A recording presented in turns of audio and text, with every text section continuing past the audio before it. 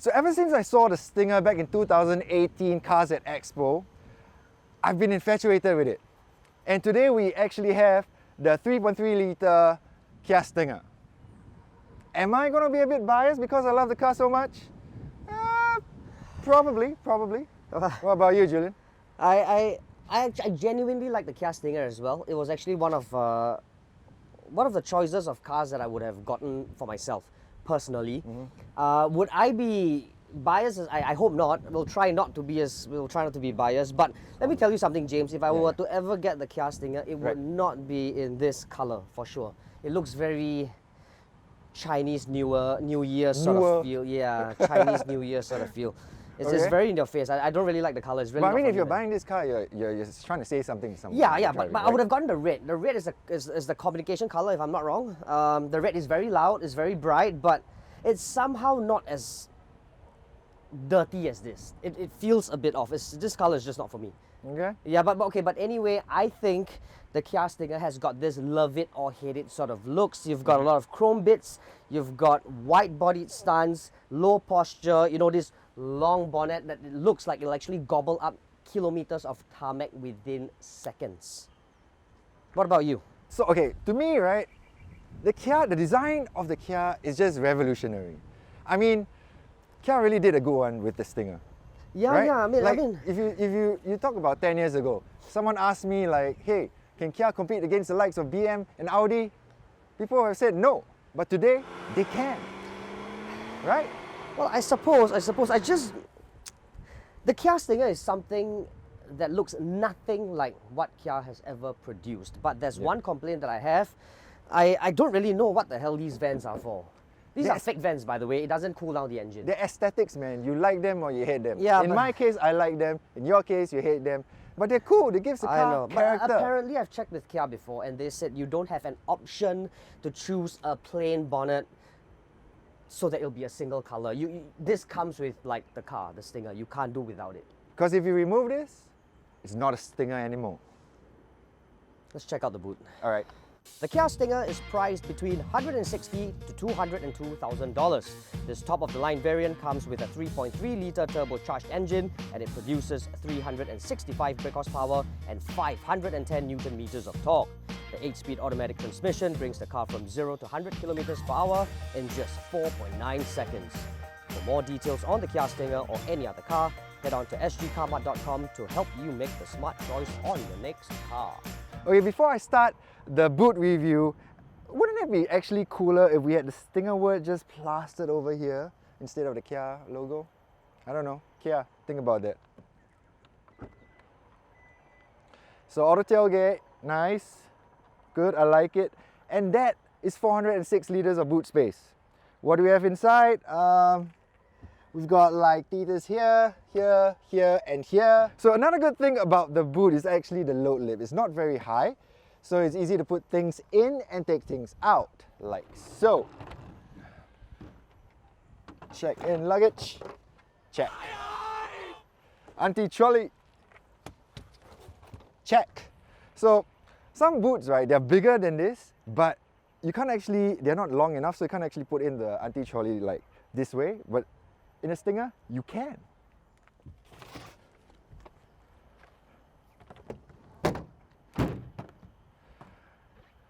One last thing that I don't really like about the boot is actually the fact that you have to reach in very far in to bring down the back seats, like so. Alternatively, you can go to the back seat here and bring it down, but I mean, for convenience, right? That's the boot. To the back seat. I must say, sitting in the back seat of the Stinger, I'm actually pleasantly surprised. Why? Because when I saw the sloping roof line of the Stinger, I would have thought that my head would be hitting the roof of the car, but it's actually not. So decent headroom, more than enough leg room, not that much toe room, but yeah, enough to wiggle around.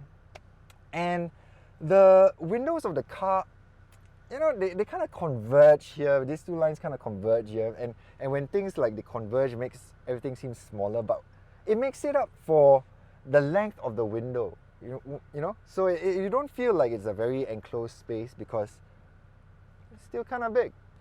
And yes, you have like your netting here to put your shit in, and two rear ACs over here, which you can control the temperature with the temperature wheel here.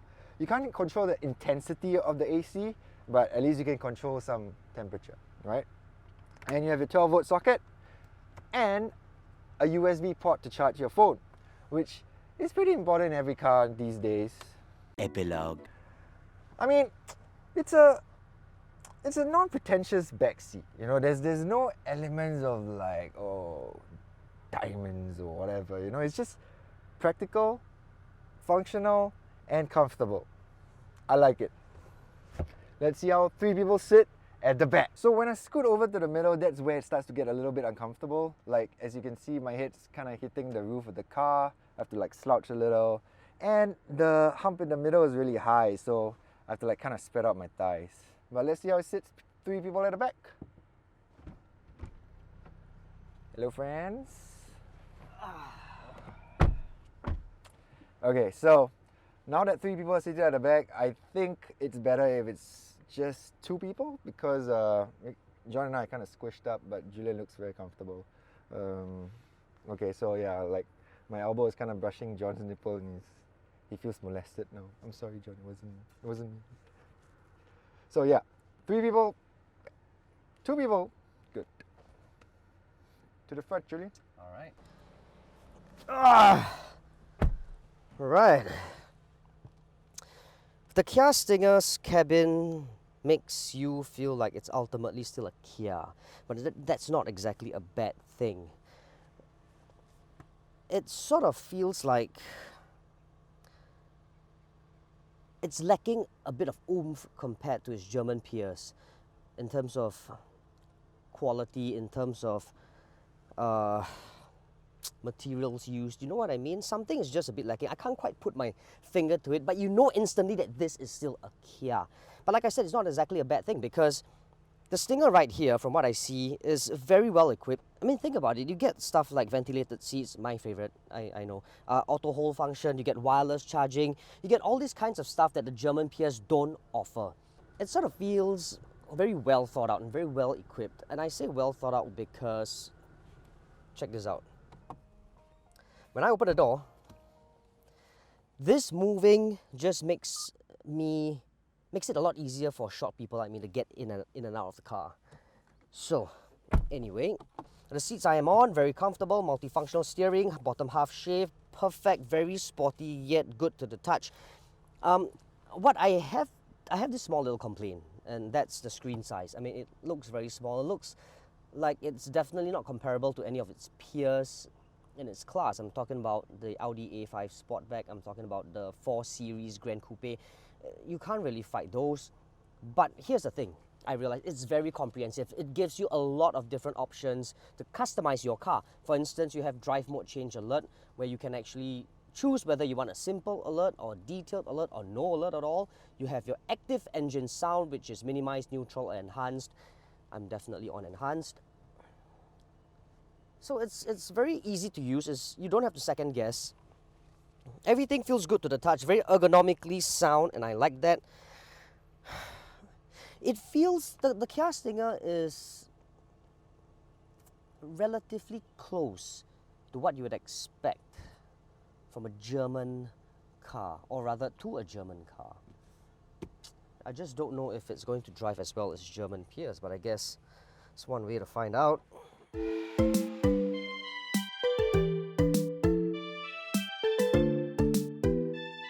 3.3 litre, right?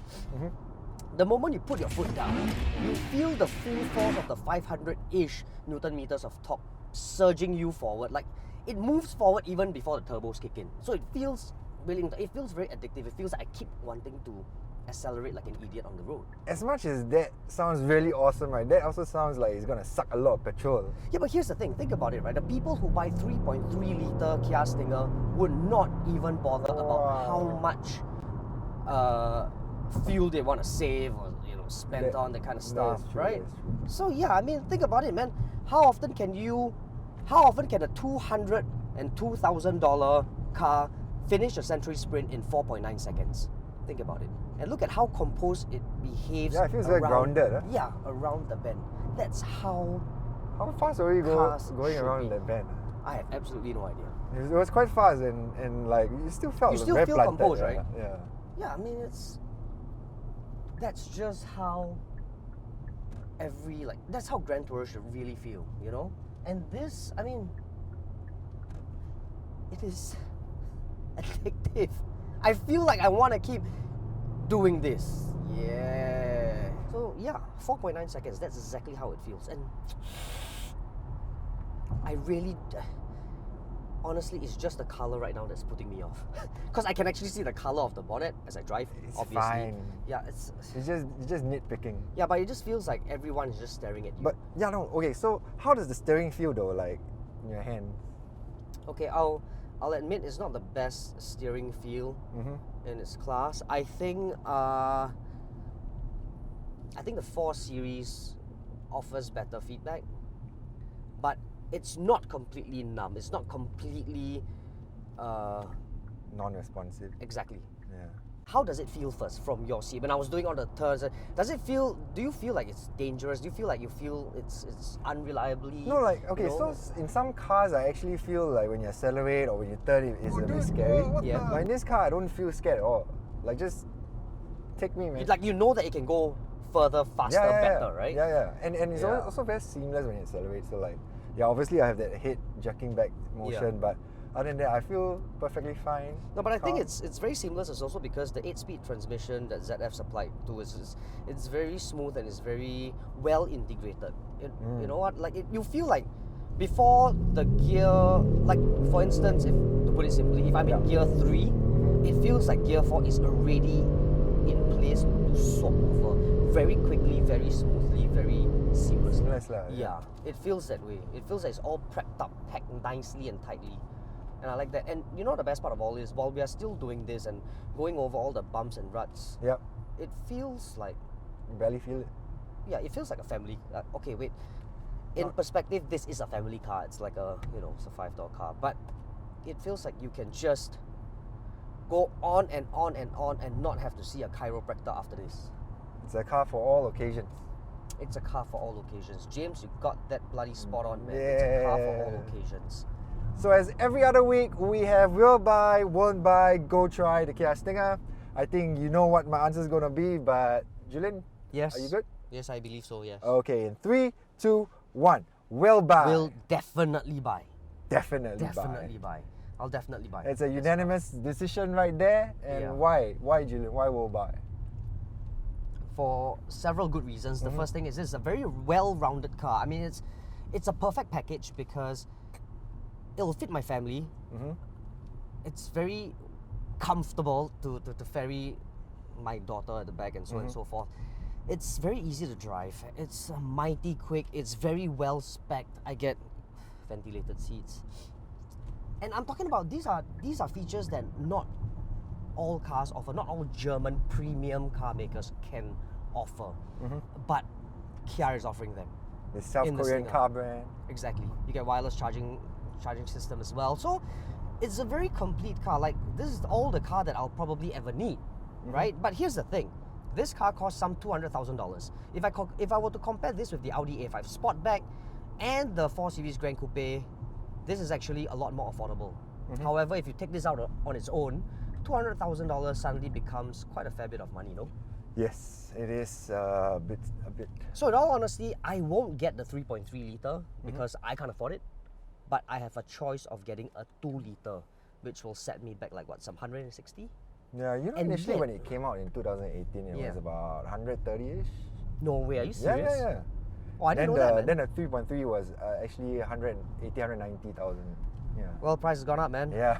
So that's why I'll get this car, for sure.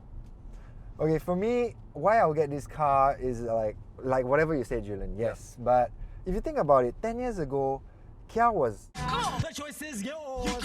This is the worst thing I've ever seen in my life. Ugh. I mean, you wouldn't be able to think that Kia would be able to compete against the likes of BM and Audi, right? Yeah, But today yeah, they yeah. can. With the Stinger, they can. Exactly that, exactly that. And for me, I won't be able to get the 3.3 litre because it's too expensive. Yep. But I'll definitely try for the 2 litre. Yes. And for that, 160,000, right? you're getting so much car for that price.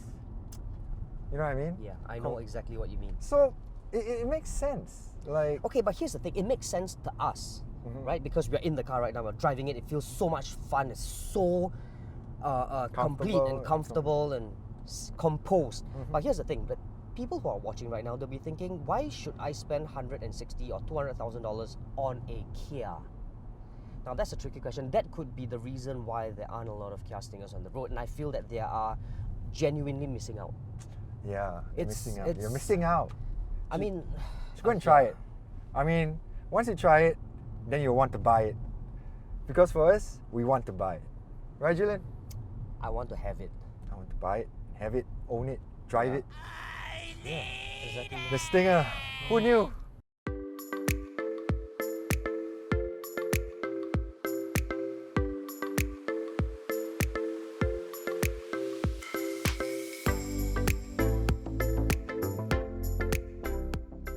So before we sign off, let's have a look at a couple of comments from the Lexus RXL video.